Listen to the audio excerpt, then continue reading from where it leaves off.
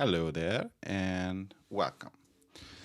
In this video, what I want to show you is what happens when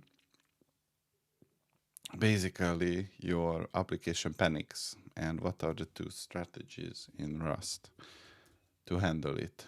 And it's called abort and unwind.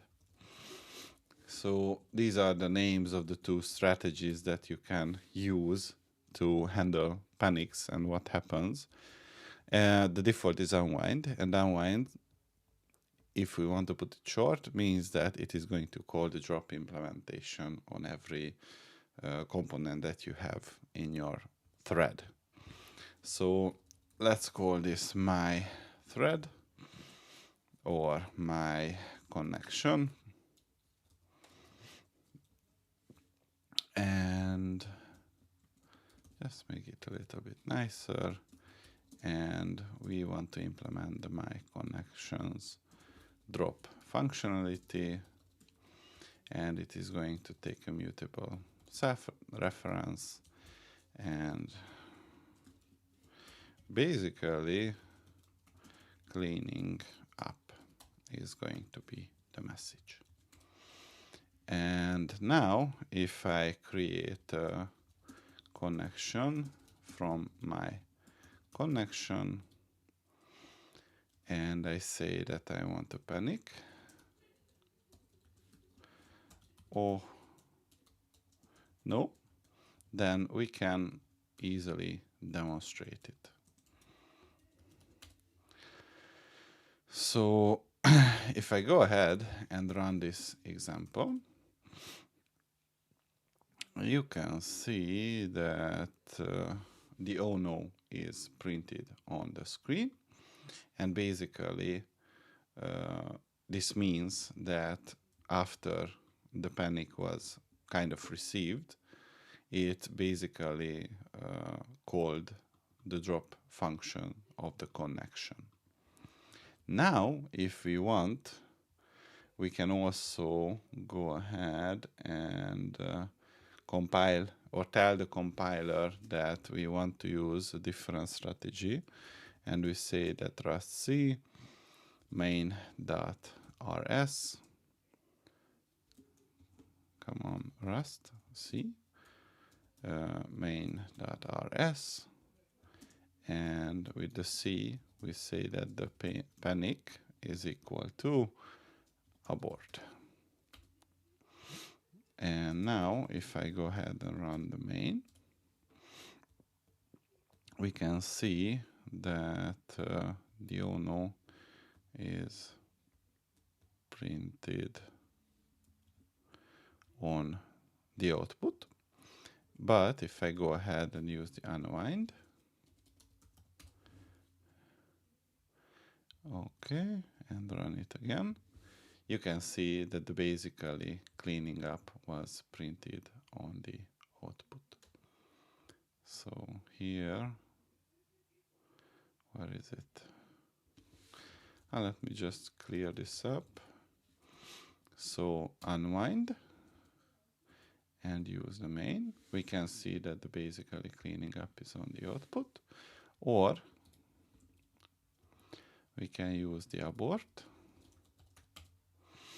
and run it again, and we can see that the basically cleaning up was not on the output, meaning that the drop implementation was not called here. What we can also do is use it as a, let's call this decorator.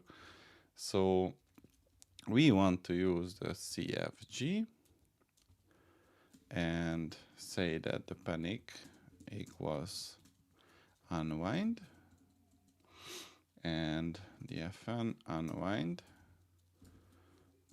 and we just simply say that okay, cleaning up after myself, and we say that in the other case CFG panic equals abort, unwind, and the print line I am not cleaning up after myself. And just save it. And you can see that there is a hint from the Rust analyzer, and it states that the code is inactive because the panic abort is disabled. Good, because the default is unwind, and we can configure it also in the cargo toml. Let me check Rust cargo toml panic abort. Good. No.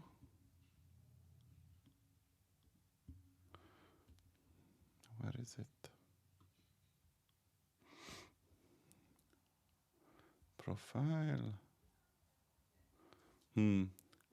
Let's search it in the documentation. Good. Good.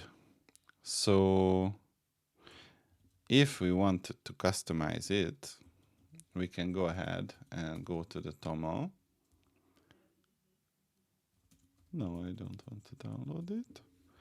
And we can say that the profile release should have the panic set to abort, and the profile dev panic set to unwind.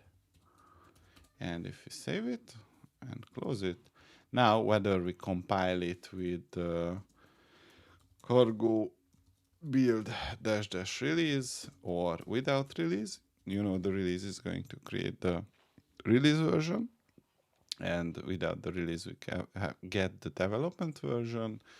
It is going to apply this configuration. But let's just remove it because we want to modify it with Rust C. So here we are, and now what I want to do is to comment out these two and say that I want to unwind. This is gonna be the function call, and if I go ahead and use in the src folder the Rust c main.rs -c panic equals unwind, and I call my main, you can see that we are cleaning up after ourselves. But if I call the abort and run it, we are not cleaning up after ourselves. So if you want, you can have this conditional compilation of different functions based on this CFG macro. And the main difference is going to be that you will have with the unwind a larger binary and a more expensive panic handling, but it's usually the default. So when you are developing, the unwind is perfectly fine.